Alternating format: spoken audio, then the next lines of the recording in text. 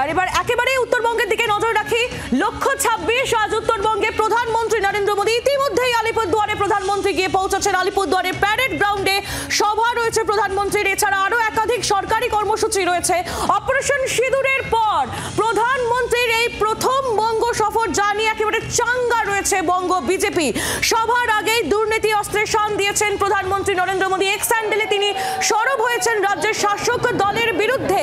আর এর ফলে 26-এর লক্ষ্য, 26-এর সুর যে তিনি আজ আলিপুরদুয়ারের এই সভা থেকেই বেঁধে দেবেন, সে কথা আর বলার অপেক্ষা রাখেন। আর সেই জন্যই উজ্জীবিত রয়েছে বঙ্গ বিজেপি। একেবারে সেই ছবি আপনারা এই মুহূর্তে উত্তরবঙ্গে দেখছেন।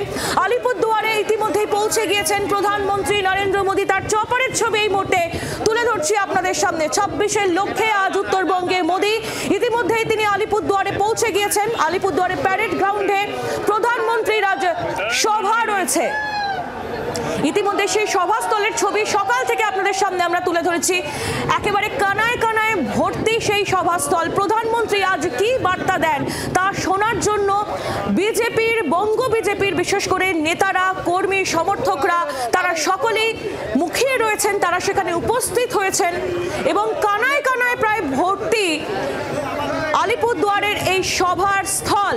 আর ইতিমধ্যেই প্রধানমন্ত্রী তিনি পৌঁছে গিয়েছেন। আর এই বিষয়ে কুণাল ঘোষ, তৃণমূল কংগ্রেস নেতা, তিনি কি বলছেন শোনাবো। পশ্চিমবঙ্গে বহু পর্যটক আসেন, ভোটের আগে বহু পরিযায়ী পর্যটক, ভোট পাখি আসে।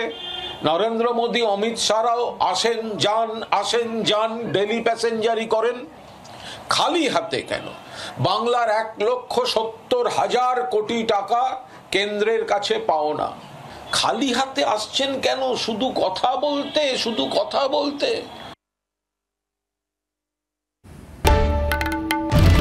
বাংলার আওয়াজ, বাঙালির আবেগ, জি 24 ঘন্টা।